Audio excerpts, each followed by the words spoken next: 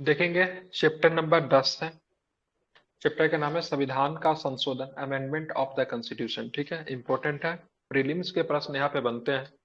ठीक है, और कभी कभी एक क्वेश्चन मेंस का भी कभी कभी इससे पूछा हुआ है। भारत में संवैधानिक संशोधन की प्रक्रिया का विस्तृत वर्णन करें, ऐसे प्रश्न आपको देखने को मिलते हैं। ठीक है, क्या है चैप्टर, क्या है, तो चलिए चैप्टर को डिटेल से पढ़ेंगे और इसको समझने की कोशिश करेंगे। तो कैसे हमारे यहाँ संवैधानिक संशोधन की प्रक्रिया को निपटाई जाती है। ठीक है,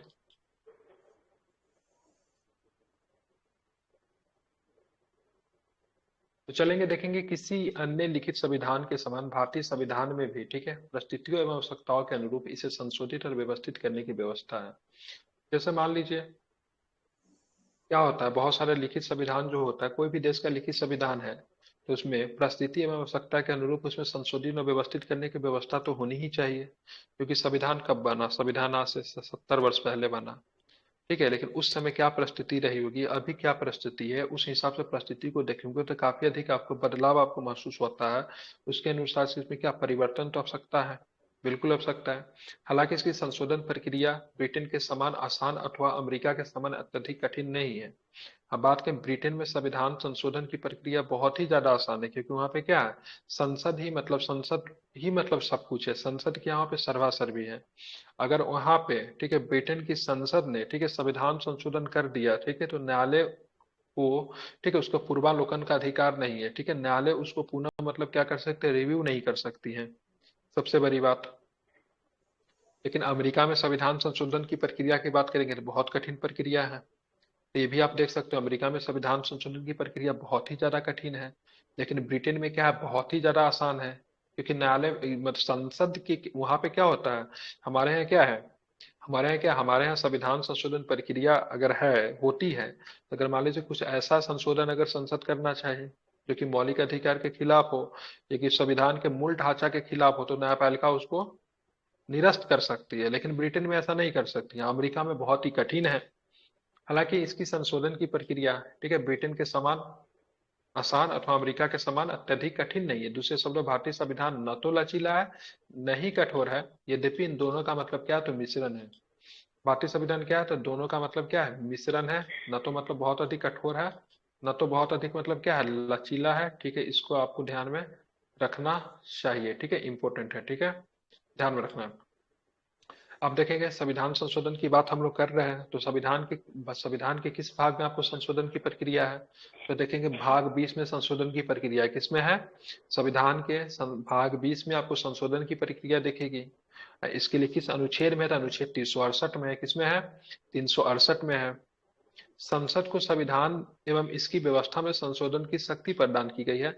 यह प्रावधान करता है कि संसद अपने संवैधानिक शक्ति का प्रयोग करते हुए इस संविधान के किसी उपबंध में परिवर्तन, निरसन के रूप में संशोधन कर सकती है। आप देखेंगे, परिवर्धन कर सकती है, कुछ जोड़ सकती है, परिवर्तन कर सकती है, कुछ बदलाव कर सकती है, निरसन कर सकती है, उसको पूरी तरीके से हटा भी सकती है।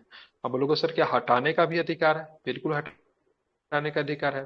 संपत्ति का अधिकार 19 के एफ में, संपत्ति का अधिकार मौलिक अधिकार था ना, ठीक है, 19 के एफ में भी था, उसको हटा दी संसद ने। ठीक है, हालांकि संसद उन व्यवस्थाओं को संशोधित नहीं कर सकती जो कि संविधान के मूल ढांचों से संबंधित है, जिसके बारे में हम आपको बोला। संसद को संविधान में संशोधन करने का अधिकार है, लेकिन संविधान उन उसको मतलब संशोधन नहीं कर सकती जो कि मूल ढांचों से संबंधित है। ये व्यवस्था उच्चतम न्यायालय के द्वारा केशवानंद भारती वाला केस में 1973 में दिया गया। केशवानंद भारती वाला केस में कहा गया, से देखिए, संविधान प्रस्तावना भी क्या है, संविधान का भाग है। इसलिए संविधान का जब प्रस्तावना भाग है, संविधान में जब संसद जब संशोधित कर सकती है, तो प्रस्तावना में भी संशोधित कर सकती है, कोई दिक्कत नहीं है। लेकिन मूल ढांचा का ध्यान रखना पड़ेगा। ठीक है, मूल ढांचा का ध्यान रखना पड़ेगा। संसद मूल ढांचा में मतलब क्या कर सकती है, परिवर्तन नहीं कर सकती है। ठीक है, आपको यहाँ पे देखेंगे। ठीक है, क्या कर सकती है, संसद मूल ढांचों में परिवर्तन नहीं कर सकती। हमारे यहाँ केवल संसद को संवैधानिक संशोधन करने का अधिकार दिया गया, राज्य विधानसभाओं को नहीं दिया गया, ये भी ध्यान में रखेंगे। राज्य विधानसभाओं को संशोधन का अधिकार नहीं है, पॉइंट टू बी नोटेड, इसको आपको ध्यान में रखें। किसके पास है, तो केवल और केवल संसद के पास है। ठीक है, संसद कहने का मतलब लोकसभा और राज्यसभा, साथ में राष्ट्रपति भी। ठीक है, आप देखें संशोधन की प्रक्रिया किस प्रकार से होती है। तो अनुच्छेद 368 में संशोधन की प्रक्रिया निम्नलिखित तरीकों से उल्लेख किया गया है। तो सबसे पहले संविधान के भाग 20 में अनुच्छेद 368 में, ठीक है, कहाँ से लिया गया संशोधन की प्रक्रिया? तो दक्षिण अफ्रीका से संविधान की संशोधन की प्रक्रिया को लिया गया है, ठीक है। संविधान के संशोधन का आरंभ संसद के किसी भी सदन में इस प्रयोजन के लिए विधायक पुनः स्थापित करके किया जा सकेगा, राज्य विधानमंडलों में नहीं, ठीक है। आप देखेंगे संविधान के कभी कभी पूछा जाए संविधान संशोधन की प्रक्रिया केवल लोकसभा में प्रस्तुत की जाएगी, गलत हो जाएगा। केवल राज्यसभा में प्रस्तुत की जाएगी, गलत हो जाएगा। संसद के किसी भी सदन में प्रस्तुत की जाएगी, ठीक है, ध्यान में रखेंगे। देखिए राज्य विधानमंडल में संविधान की संशोधन प्रक्रिया नहीं होगी, ठीक है। विधायक को किसी मंत्री या फिर गैर सरकारी सदस्य के द्वारा पुनः स्थापित किया जा सकता है, इसके लिए राष्ट्रपति की पुनः स्वीकृति आवश्यक नहीं है, ठीक है। अब विधायक को किसी मंत्री या फिर गैर सरकारी सदस्य के द्वारा पुनः स्थापित किया जाएगा और इसके लिए राष्ट्रपति की पूर्व स्वीकृति आवश्यकता नहीं है। देखिए दो तरह के सदस्य होते हैं, एक होते सरकारी सदस्य होते हैं, एक होता है गैर सरकारी सदस्य होता है। मंत्री को बोलेंगे सरकारी सदस्य, गैर सरकारी सदस्य जो मंत्री नहीं है, ठीक है, ध्यान में रखेंगे। विधायक के दोनों सदनों में विशेष बहुमत से पारित कराना अनिवार्य है। यह बहुमत सदन की कुल सदस्य संख्या के आधार पर सदन में उपस्थित सदस्यों के 2/3 बहुमत के मतदान के द्वारा होना चाहिए। इस मान ली विधायक जो होता है उसको विशेष बहुमत से पास करवाना जरूरत होता है। आप बोलोगे सर विशेष बहुमत क्या होता है? तो विशेष बहुमत यह बहुमत सदन की कुल सदस्य संख्या के आधार पर, ठीक है, सदन में उपस्थित, जैसे देखिए विशेष बहुमत क्या होगा? सदन में कुल संख्या जितना है उसके आधार पर, ठीक है। यह बहुमत सदन में कुल संख्या के आधार पर और जितने लोग उपस्थित रहेंगे उसके 2/3 बहुमत के द्वारा मतदान के द्वारा होना चाहिए, उसको विशेष बहुमत बोलते हैं। मान लीजिए सदन में मान लीजिए कितना सदस्य है, मान लीजिए 240 सदस्य सदन में है, टोटल 240 है जो ना सदन का मेंबर का पावर है। तो किसी बिल को पास करवाना है तो 120 + 1 का मेजोरिटी यहाँ पे होनी चाहिए, ठीक है, 120 + 1 का होनी चाहिए। अब मान लीजिए सदन में उस दिन उपस्थित कितना है, पहले तो इतनी लोगों की सहमति होनी चाहिए, ठीक है। उसके सदन में उस दिन उपस्थिति कितनी है, मान लीजिए उस दिन सदन में, ठीक है, 210 लोग आए, ठीक है, 210 लोग आए। अब इसके 210 का माइक बन कीजिए 2/3 चाहिए, ठीक है, मतलब 70 × 2, ठीक है, मतलब 140।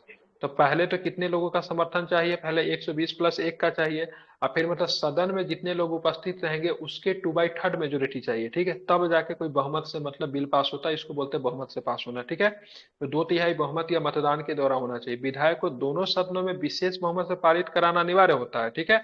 ये बहुमत सदन की कुल सदस्य संख्या के आधार पर सदन में उपस्थित, ठीक है, बहुमतों के 2/3 बहुमत के मतदान द्वारा होना चाहिए, ठीक है। और केवल एक टोटल के काउंट करके नहीं होगा, लोकसभा में अलग, राज्यसभा में अलग, ठीक है।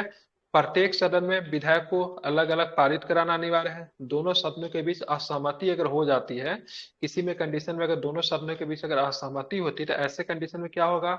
तो ऐसे कंडीशन में देखेंगे दोनों सदनों में जब असहमति जब होगी तो ऐसे प्रकार से आपको क्या बोला जाए, दोनों में क्या संयुक्त बैठक का प्रावधान किया गया, ठीक है।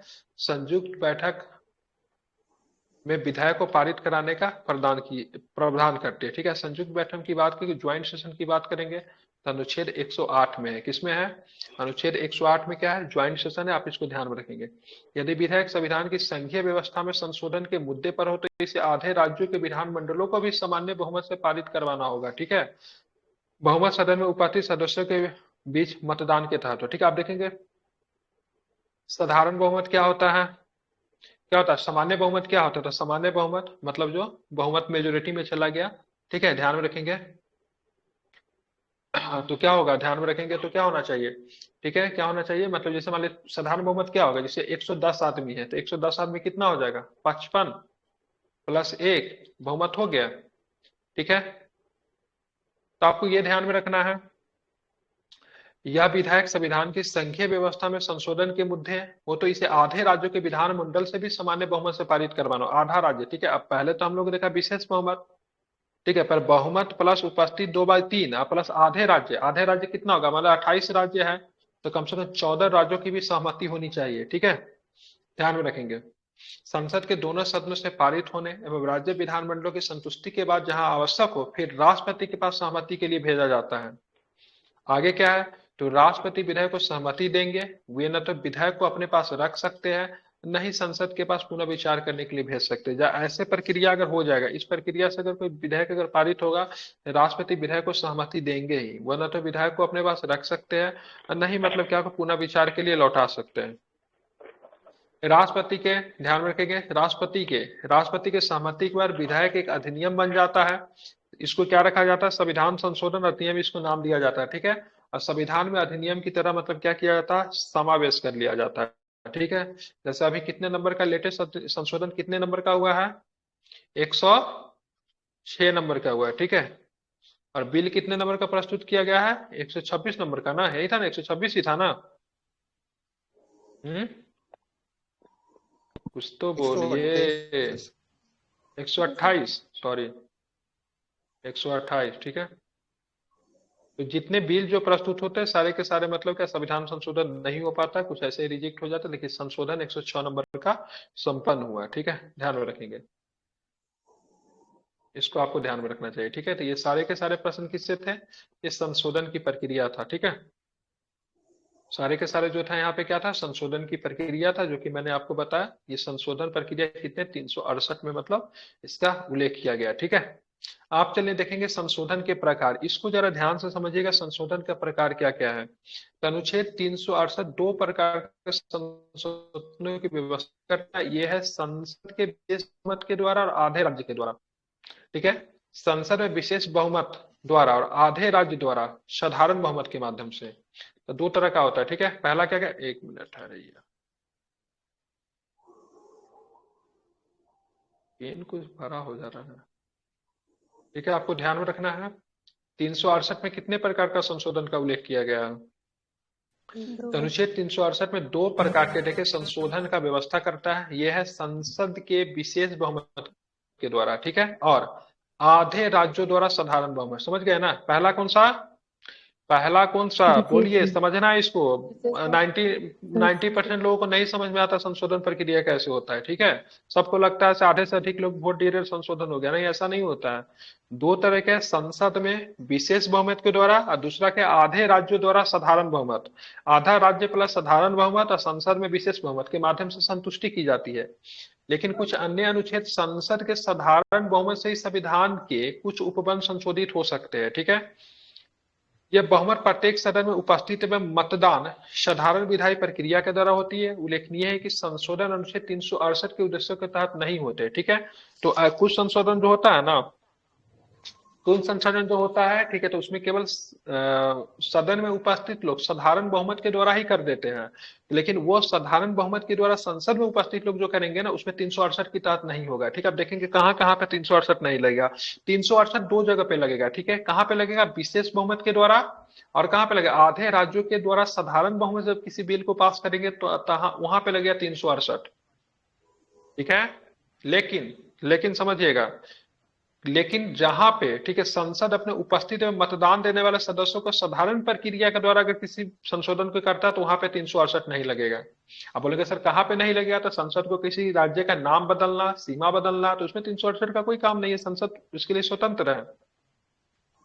इस तरह के संविधान की बात करेंगे, ठीक है, इस तरह के संविधान संशोधन तीन प्रकार से हो सकता है। संसद के साधारण बहुमत के द्वारा संशोधन, संसद के विशेष बहुमत के द्वारा संशोधन, ठीक है, संसद के विशेष बहुमत द्वारा एवं आधे राज्यों के विधानमंडल के संतुष्टि के उपरांत संशोधन। तो सबसे कठिन वाला कौन हो जाएगा? सबसे कठिन वाला तो यही होगा ना।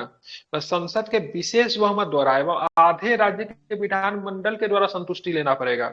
और संसद में विशेष बहुमत के द्वारा संशोधन भी है, और संसद के साधारण बहुमत के द्वारा भी मतलब क्या है? संशोधित होना है, ठीक है। ध्यान में आपको रखना है, जैसा कि मैंने आपको बताया था, तीनों चारों प्रक्रिया याद आएगा ना? तीनों प्रक्रिया याद रहेगा ना? उनको एक बार फिर से बोलिए तो। सबसे पहले संसद के साधारण बहुमत के द्वारा संसद संशोधन, के इसमें 368 साधारण नहीं लगेगा। संसद के विशेष बहुमत, संसद के विशेष बहुमत के साथ साथ आधे राज्यों के द्वारा, आधा राज्य के विधानमंडलों के संतुष्टि के आधार पर संशोधन किया जाएगा, ठीक है। ध्यान में रखेंगे तो संसद के विशेष बहुमत द्वारा और, ठीक है, आधे राज्यों द्वारा साधारण बहुमत के माध्यम से संतुष्टि, ठीक है। इसको आपको ध्यान में रखना चाहिए, इंपॉर्टेंट है। अब देखिए संसद के साधारण बहुमत द्वारा किस प्रकार से संशोधन होता है, समझिएगा इसको।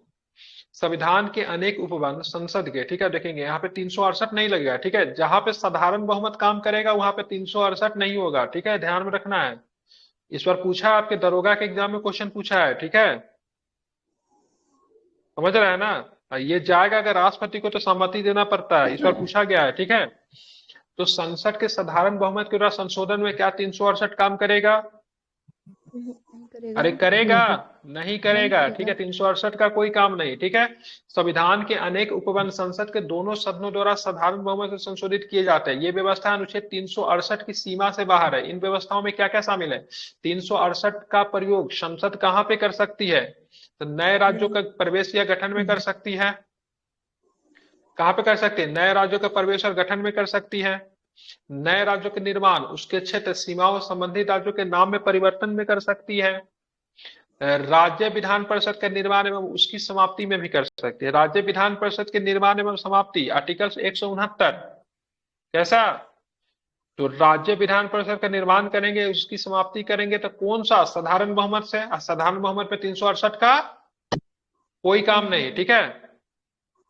दूसरी अनुसूची, राष्ट्रपति, राज्यपाल, लोकसभा अध्यक्ष, न्यायाधीश आदि के लिए, ठीक है, परिलब्धियां, भत्ते एवं विशेषाधिकार आदि जो दिया गया उसमें संसद में गणपूर्ति, संसद सदस्यों का वेतन एवं भत्ते, संसद में प्रक्रिया नियम, संसद इसके सदस्यों इनकी समितियों को विशेषाधिकार, संसद में अंग्रेजी भाषा का प्रयोग, उच्चतम न्यायालय में अवर न्यायाधीशों की संख्या, उच्चतम न्यायालय में न्याय क्षेत्र को ज्यादा महत्व प्रदान करना, राज्य भाषा का प्रयोग, नागरिकों की प्राप्ति एवं समाप्ति, नागरिकता की प्राप्ति एवं समाप्ति संसद के पास विशेषाधिकार है। ये ठीक है, केवल संसद के पास ही है ये।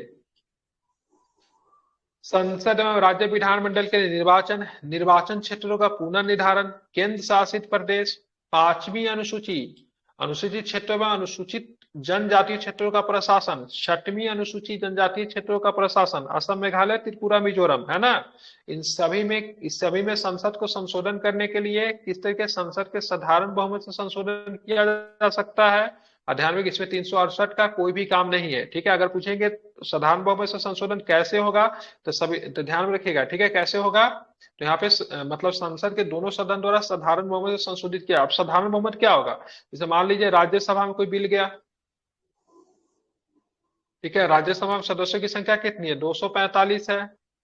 अब इसके आधा प्लस एक कर देंगे, पास हो गया, बहुमत हो गया। नहीं समझ गए ना? तो इन सारे मामलों में क्या लगेगा? साधारण बहुमत लगेगा। अब देखिए संसद का विशेष बहुमत ना, संसद के विशेष सर बहुमत कठिन होता है। हाँ सर ये 245 प्लस मतलब उसका आधा से हो गया तो उपस्थित का मतलब कि आधा से एक होना चाहिए कि कुल नहीं, संख्या को। टोटल सदन का, टोटल सदन का, साधारण में टोटल सदन का, ठीक है, ये मतलब तो सदन का बहुम, सदन का टोटल, टोटल सदन, उपस्थित का नहीं, उपस्थित का यहाँ पे लगता है, ठीक है। देखिएगा यहाँ पे, आप देखिए संसद के विशेष बहुमत के द्वारा कैसे होगा। तो संविधान के ज्यादातर उपबंधों का संशोधन संसद के विशेष बहुमत के द्वारा किया जाता है, अर्थात प्रत्येक सदन के कुल सदस्यों का बहुमत, प्रत्येक सदन के कुल सदस्यों का बहुमत क्या होगा? सदन की टोटल संख्या को आधा करके एक जोड़ेंगे तो बहुमत आ जाएगा। और साथ में प्रत्येक सदन के उपस्थित और मतदान करने वाले सदस्यों के 2/3, और सदन का बहुमत प्लस जितने लोग उपस्थित है उसका 2/3 करेंगे तब। तो कुल सदस्यता अभिव्यक्ति का अर्थ सदन के सदस्यों की कुल संख्या से है। यहाँ पे देखेंगे कुल सदस्य, यहाँ पे कुल सदस्यता का मतलब क्या है? कुल सदस्य शब्द जो दिया हुआ है इसका मतलब सदन के सदस्यों की कुल संख्या। फिर चाहे इनमें रिक्तियां, अनुपस्थिति कुछ भी हो, मतलब नहीं है, इसमें रिक्तियां भी हो सकता है, खाली भी हो सकता है, अनुपस्थितियां भी हो सकती है, लेकिन कुल सदस्य की बात हो रही है तो सदन का कुल संख्या, तो उसका बहुमत प्लस जो उपस्थित लोग हैं उसका मतलब कितना? 2/3 मेजोरिटी होगा, तब जाके मतलब क्या होगा? संसद में विशेष बहुमत से प्रस्ताव पारित होगा। स्पष्ट शब्दों में विशेष बहुमत की आवश्यकता विधायक के तीसरे पठन चरण पर केवल मतदान के लिए आवश्यक होती है, परंतु पूर्ण बचाव के लिए विधायक के सभी आवश्यकताओं, सभी अवस्थाओं के संबंध में सभा के नियमों एवं विशेष बहुमत की आवश्यकता की व्यवस्था की गई है, ठीक है। आप देखिए इस तरह के संशोधन की व्यवस्था में क्या क्या शामिल है। मूल अधिकार को संशोधन करना होगा तो, राज्य के नीति निर्धारक तत्व में संशोधन करना होगा तो, वे सभी उपबंध जो प्रथम एवं तृतीय श्रेणियों से संबंध नहीं है, ठीक है, ध्यान में रखेंगे। मतलब वो सारे, मतलब पहला वाला साधारण से नहीं हो सकता है, तो विशेष बहुमत में राज्यों की स्वीकृति की आवश्यकता नहीं होगी, तो उस सारे में लगेगा ये विशेष बहुमत, ठीक है। अब विशेष बहुमत में मुख्य रूप से मूल अधिकार को संशोधन करने के लिए किस प्रकार की बहुमत? विशेष बहुमत, ठीक है। राज्य की नीति तत्व में विशेष बहुमत, और वो सारे के सारे उपबंध इसी से होगा, जिसमें मतलब साधारण बहुमत और ये संसद के विशेष बहुमत में राज्यों की स्वीकृति की द्वारा से नहीं हो पाता है ना, सबके सब इसी से जाएगा, ठीक है। ध्यान में रखेंगे। नीति, नीति के संघीय ढांचे से संबंधित संविधान के, अब देखेंगे अब है संघीय ढांचा। भाई साहब संघीय ढांचा तो केवल केंद्र का नहीं हो सकता, कि कोई संघीय ढांचा है तो उससे सारा राज्य भी तो जुड़ा हुआ है ना, जुड़ा हुआ है कि नहीं जुड़ा हुआ है। नीति के संघीय ढांचे से संबंधित संविधान के उपबंधों को संसद के विशेष बहुमत के द्वारा संशोधित किया जाता है। और इसके लिए यह भी आवश्यक है कि आधे राज्य विधानमंडलों में साधारण बहुमत के माध्यम से उसको मंजूरी मिले। देखिएगा, यहाँ पे विशेष बहुमत चाहिए, संसद में तो विशेष बहुमत, वही वाला जो अभी जो हम पढ़ रहे थे ना, उसी वाला में विशेष बहुमत, अभी दूसरा नंबर का जो पढ़ रहे हैं ना वो प्लस, अब प्लस आधा राज्यों की स्वीकृति। जहां पे विधानमंडल है, टोटल विधानमंडल को देखेंगे, विधानमंडल वाला राज्यों की संख्या कितनी है, आधे राज्यों की स्वीकृति होगी, तब जाके विधायक को मंजूरी मिलेगी। यदि एक कुछ या बचे राज्य विधायक पर कोई कदम नहीं उठाते तो इसका कोई फर्क नहीं पड़ता है। आधे राज्य उन्हें अपनी संतुष्टि देते हैं तो औपचारिकता पूरी हो जाती है। विधायक को स्वीकृति देने के लिए राज्यों के लिए कोई समय सीमा निर्धारित नहीं है। विधायक को स्वीकृति देने के लिए राज्यों के लिए कोई समय सीमा निर्धारित नहीं है। अब देखेंगे ये जो करना पड़ेगा हमको, ठीक है, संसद को विशेष बहुमत प्लस राज्यों की स्वीकृति किस प्रक्रिया में लेनी पड़ेगी, किस प्रकार का संशोधन प्रक्रिया में लेनी पड़ेगी। विशेष तो बहुमत। जब राष्ट्रपति के निर्वाचन में इनकी प्रक्रिया संबंधित हो, राष्ट्रपति के निर्वाचन से संबंधित कुछ मामला हो, केंद्र के, ठीक है, केंद्र के कार्यकारी की शक्तियों का विस्तार करना हो, उच्चतम न्यायालय में उच्च न्यायालय से संबंधित मामले हो, केंद्र में राज्य के विधायी शक्तियों का विभाजन हो, वस्तु और सेवा कर परिषद हो, सातवीं अनुसूची से संबंध कोई विषय हो। सातवीं अनुसूची में 3 प्रकार का विषय, संघ सूची, राज्य सूची, समवर्ती सूची, है ना। संसद में राज्यों का प्रतिनिधित्व के बारे में हो, संविधान के संशोधन करने की संसद की शक्ति, इसके लिए प्रक्रिया किसमें 368 स्वयं। और संविधान में संशोधन करने की संसद की शक्ति, यार इसके लिए अगर कोई प्रक्रिया को बदलना 368 में भी अगर संशोधन करना पड़ेगा ना, ठीक है, मतलब खुद में भी संशोधन करने के लिए तो संसद के विशेष बहुमत ए प्लस राज्यों की स्वीकृति की आवश्यकता पड़ेगी। ठीक है, तो हमने जो बताया, ठीक है, हमने जो बताया इसमें इसमें चाहिए 368, ठीक है, इसमें चाहिए 368, इसमें 368 की आवश्यकता होती ही नहीं है। ठीक है, 368 के अंदर भी संशोधन करना है तो 368 की तहत ही संशोधन होगा, लेकिन ये वाला मेथड काम करेगा, कौन सा, तो संसद के विशेष बहुमत के द्वारा आधे राज्यों के विधानमंडलों की संतुष्टि के उपरांत ही मतलब क्या हो सकता है, संशोधन। राष्ट्रपति के चुनावी प्रक्रिया में संशोधन करने के लिए कौन लगेगा, तो ये वाला लगेगा। राज्यों के सीमा में परिवर्तन करना, नाम में बदलना लगा है तो कौन वाला लगेगा, ये वाला लगेगा। ठीक है, ध्यान में रखेंगे, समझ गए। मौलिक अधिकार में परिवर्तन करना है, कौन वाला लगेगा, कौन वाला लगेगा मौलिक अधिकार में, ये वाला लगेगा, लगेगा ना। नीति निर्णय तत्व में करना है, कौन वाला लगेगा, ये वाला लगेगा। और इसमें कौन कौन मामला आएगा, इसमें वो सारा मामला आएगा। संसद में विशेष बहुमत के द्वारा संशोधन में वो सारा मामला आएगा। इसमें वो सारा मामला होगा जो इसमें नहीं है, इसमें नहीं है, जो इसमें नहीं है, इसमें नहीं हो, सब किसमें, संसद के विशेष बहुमत बिल्कुल ठीक है। लेकिन संसद में, ठीक है, संसद की बात करेंगे तो संशोधन, संविधान संशोधन 368 कितने प्रकार से होगा, 2 ही प्रकार से होगा। 368 का साधारण बहुमत के द्वारा संशोधन में 368 का कोई भी लेना देना नहीं। क्या है, नहीं। नहीं है। पॉइंट टू बी नोटेड, ठीक है, ध्यान में रखेंगे इसको। अब यहाँ पे देखेंगे, 1 मिनट, मुझे थोड़ा इसमें साधारण, मैंने गलत तो नहीं बताया, एक मिनट मुझे देख लेना। मैंने जो बताया है संसद के टोटल बहुमत का मेजोरिटी लगता है। आप लोग का डाउट हो रहा है तो उपस्थित का तो नहीं है ना। मैं एक चेक करके देख लीजिए, मेरे हिसाब से टोटल जो पावर जो होता है, जैसे मान लीजिए टोटल, जैसे मान लीजिए 545 सीट है ना, अगर मान लीजिए यहाँ पे लोकसभा का, तो साधारण बहुमत में, ठीक है, टोटल टोटल का मेजोरिटी +1 होता है, उपस्थित का नहीं होना चाहिए मेरे हिसाब से। एक बार देख लीजिए संसद के यहाँ पे क्लियर नहीं किया है, ठीक है, और टोटल का +1 होना चाहिए मेजोरिटी, ठीक है, साधारण बहुमत। एक बार चेक कर लीजिए, साधारण बहुमत उपस्थित का तो नहीं होता है, क्योंकि यहाँ पे जो लगेगा ना, विशेष बहुमत में क्या होता है, टोटल प्लस उपस्थित भी होता है, ठीक है, टोटल प्लस उपस्थित होता है। लेकिन साधारण बहुमत में हमको लगता है टोटल टोटल का ही होना चाहिए। एक बार देख लीजिए, एक बार चेक कर लीजिए, तो कोई आदमी चेक कर सकते हैं तो। आप देखेंगे संशोधन प्रक्रिया का आलोचना, ठीक है, ध्यान में रखेंगे क्या होता है, तो बताए आलोचना आप लोग कैसे कर सकते हैं।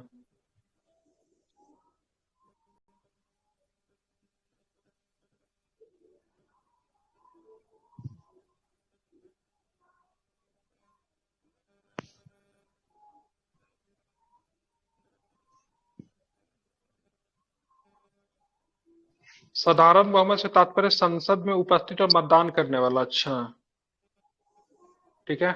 आई थिंक यहाँ पे लग रहा है ना, यहाँ पे साधारण बहुमत जो संसद में जिस समय जो उपस्थित रहेगा ना, मतदान करने वाला का 50% से एक अधिक होना चाहिए, टोटल का नहीं है, ठीक है। फिर भी हम एक बार इसको देख के अच्छे से क्लियर कर देंगे, ठीक है। आप देखिए, संशोधन की मतलब प्रक्रिया की आलोचना किस प्रकार से करते हैं, ठीक है।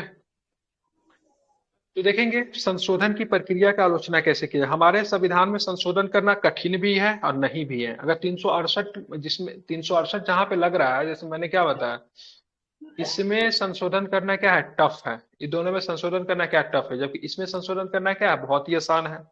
तो बहुत सारे मामलों में देखेंगे तो आपको यहाँ पे संशोधन करने की प्रक्रिया पे, ठीक है, संशोधन करने की प्रक्रिया पे आलोचना की गई है। आलोचकों ने संविधान संशोधन प्रक्रिया के निम्नलिखित आधारों पर आलोचना की है। संविधान संशोधन के लिए किसी विशेष निकाय जैसे संवैधानिक सभा अमेरिका में है या संवैधानिक परिषद हेतु कोई उपबंध नहीं है। संसद को संविधायी शक्ति व्यापक रूप से प्राप्त है, कुछ मामलों में राज्य विधानमंडलों को भी है, ठीक है। इस वजह से इसका निंदा किया जाता है कि कोई संवैधानिक सभा नहीं है, संशोधन कौन करेगा इसके लिए। संविधान संशोधन की शक्ति संसद में निहित है। इस तरह अमेरिका के विपरीत राज्य विधानमंडल राज्य विधान परिषद के निर्माण या समाप्ति के प्रस्ताव के अतिरिक्त कोई विधायक या संविधान संशोधन का प्रस्ताव नहीं लिया जा सकता है, ठीक है। यहाँ भी संसद इसे या तो पारित कर सकती है या नहीं, इस पर कोई कार्यवाही नहीं कर सकती है, ठीक है। तो इस आधार पर भी मतलब क्या किया जाता है, आलोचना। क्या अमेरिका में संविधान संशोधन करना बहुत ज्यादा कठिन है, क्योंकि वहां के संविधान में कहा गया था संविधान संशोधन संविधान सभा करेगी। अब भाई से संविधान सभा कब बनी, जिंदा रहेगा फिर कभी संशोधन हो सकता है, नहीं हो सकता ना, ठीक है। संविधान के बड़े भाग को अकेले संसद ही विशेष बहुमत या साधारण बहुमत द्वारा संशोधित कर सकती है। सिर्फ कुछ मामलों में राज्य विधानमंडल के संतुष्टि भी आवश्यक है, ठीक है, वह भी उसमें से आधे की। जबकि अमेरिका में यह 3/4 राज्यों द्वारा अनुमोदित होना चाहिए, ठीक है। अमेरिका में कितने राज्यों की अनुमति लेनी चाहिए, 3/4, ठीक है। जबकि भारत में क्या है, संविधान के बड़े भाग को अकेले संसद ही विशेष बहुमत या साधारण बहुमत से संशोधित कर सकती है। सिर्फ कुछ मामलों में राज्यों का भी परमिशन लिया जाता है, वो भी आधा। जबकि अमेरिका में कितने राज्य, 3/4, ठीक है। संविधान ने राज्य विधानमंडल द्वारा संशोधन संबंधी मंजूरी या तो उसके विरोध को, ठीक है, प्रस्तुत करने की समय सीमा निर्धारित नहीं की है। वह भी इस मुद्दे पे मौन है। अपनी संतुष्टि के बाद क्या राज्य इसे वापस ले सकता है, ठीक है।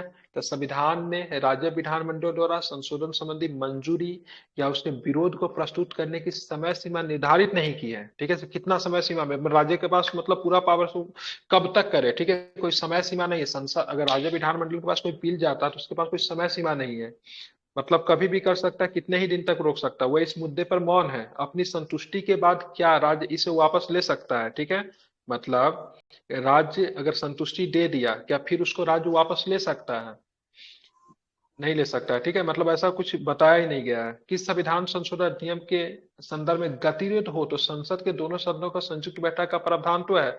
दूसरी तरफ, ठीक है, एक साधारण बैठक के मुद्दे पर संयुक्त बैठक आहूत की जा सकती है।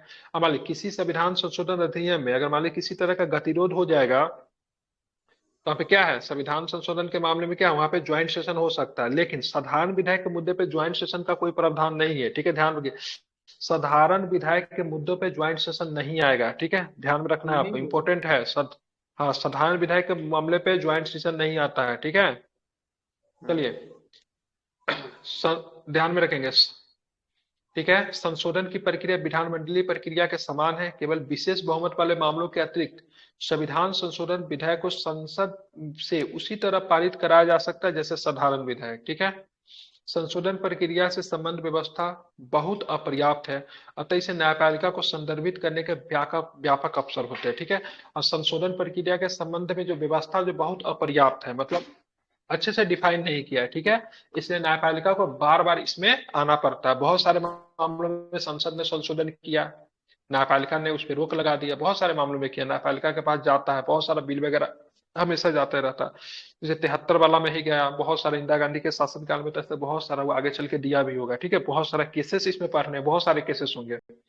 इन कमियों के बावजूद ये नकारा नहीं जा सकता है कि प्रक्रिया साधारण एवं सरल है और परिस्थिति और आवश्यकता के अनुसार क्या है, ठीक है। संविधान संशोधन की प्रक्रिया को इतना लचीला नहीं होना चाहिए कि उसे सत्तारूढ़ पार्टी अपने हिसाब से परिवर्तित करा ले।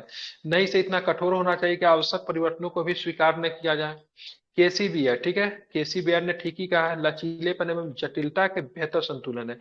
भारतीय संविधान संशोधन की प्रक्रिया के बारे में केसीबीआर कहते हैं लचीलेपन, ठीक है, लचीलेपन एवं जटिलता के बीच का मतलब क्या है, बेहतर संतुलन है। इस संदर्भ में पंडित जवाहरलाल नेहरू ने संविधान सभा में कहा, हम इस संविधान को इतना ठोस बनाना चाहते हैं जितना अस्थाई, ठीक है, इसे बना सकते हैं। और संविधान में कुछ अस्थाई नहीं है।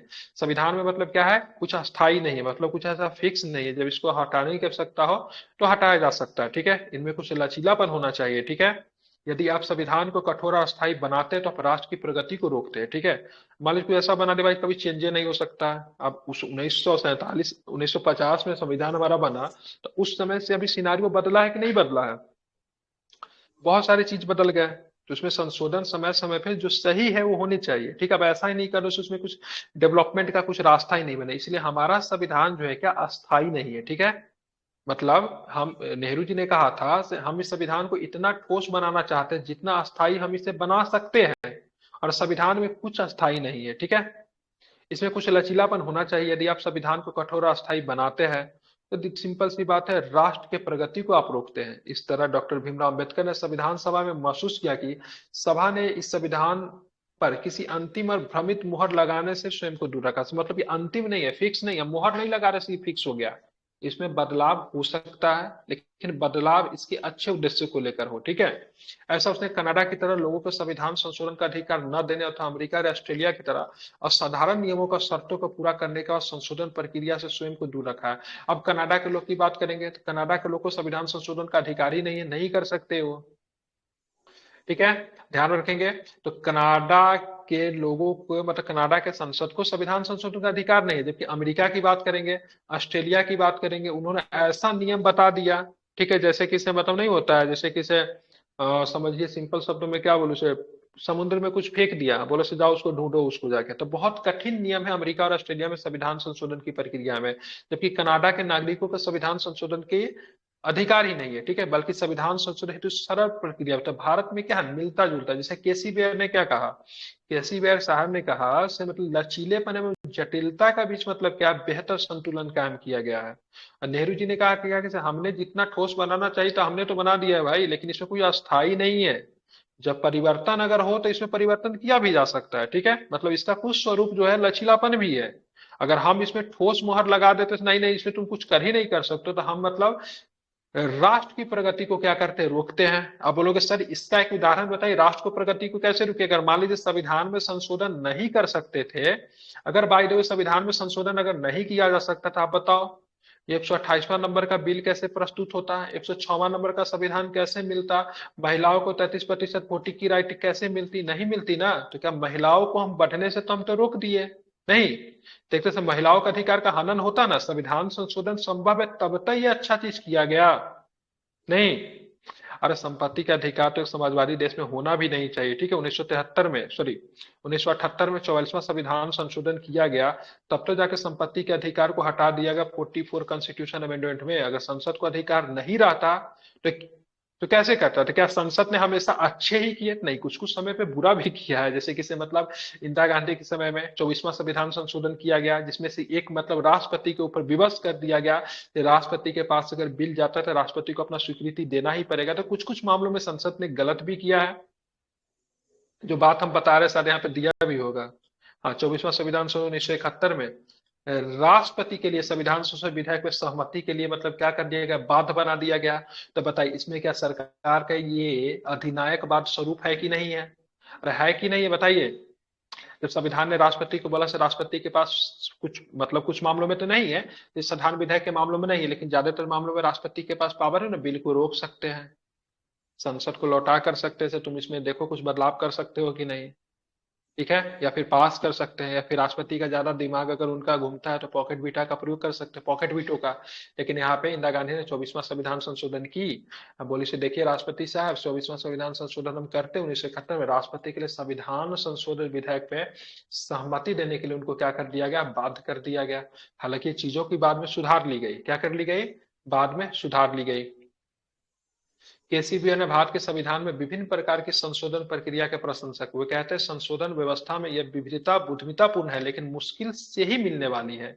ग्रेनविल ऑस्टिन के अनुसार संशोधन प्रक्रिया अपने आप में सिद्ध करती है कि संविधान का सर्वाधिक स्वीकार्य भाग है, यद्यपि ये बहुत जटिल है, ये काफी विविध गुण वाला है। ठीक है, ये सारे स्टेटमेंट कहे जाते हैं। ठीक है, ध्यान रखिए।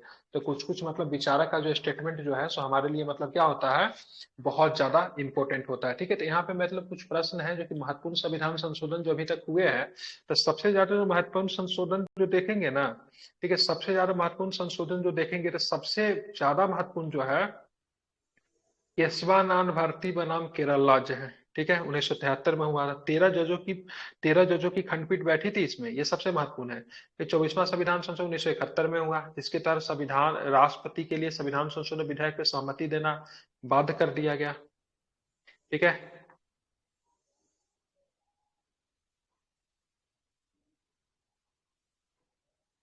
ठीक है, ये सारे किताब का कुछ नाम दिया गया है, तो ऊपर में जो जो रहता है उसको आप लोग पढ़ सकते हैं। ठीक है, तो आई थिंक संविधान संशोधन प्रक्रिया आप लोग को समझ में आ गई होगी। ठीक है, एक बार और इसको पढ़ लीजिएगा। ठीक है, अगर ना दिक्कत हो तो एक बार वीडियो को देखिएगा, चीजें आपको समझ में आएगी। कल जो आप लोग पढ़ाएंगे ना, तो कल हम लोग पढ़ाएंगे संविधान का बेसिक स्ट्रक्चर। अब बोलो संविधान का कुछ बेसिक स्ट्रक्चर है। ठीक है, बेसिक स्ट्रक्चर में कभी भी छेड़छाड़ नहीं हो सकती संविधान की मूल संरचना में। ठीक है, ये संविधान का क्या है, एक दिल है। ठीक है, और दिल एक ही होता है। ठीक है, ध्यान में रखिए, एक बार टूट गया तो टूट गया, तो संविधान का क्या है, ये दिल है। ठीक है, ये कभी टूट नहीं सकता है। ठीक है, इसलिए संविधान में इसके लिए बहुत अधिक, ठीक है, प्रावधान किए गए हैं। ठीक है, तो बेसिक स्ट्रक्चर जो है सब बहुत ज्यादा इंपॉर्टेंट है, और इसमें 368 कुछ नहीं लगेगा। ठीक है, 368 सब फेल है इसके सामने में। ठीक है, ध्यान रखिए, 368 के तरह संशोधन करेंगे, फंडामेंटल राइट में संशोधन कर देंगे तो उसके लिए 13 दिया हुआ है। ठीक है, अल्पीकरण हो जाएगा ऐसे नियम का। ठीक है, न्यायिक पुनरावलोकन का अधिकार दिया गया सुप्रीम कोर्ट को। तो कल जो है सब लोग पढ़ेंगे संविधान की मूल संरचना, basic structure of the Indian constitution. ठीक है, बहुत इंपॉर्टेंट रहेगा। ठीक है, इसको मैं समझा दूंगा, आसानी है, ज्यादा कुछ नहीं है, बस आप लोग सुनिएगा ध्यान से, वैसे आप लोग इसको पढ़ कर आ सकते हैं। ठीक है।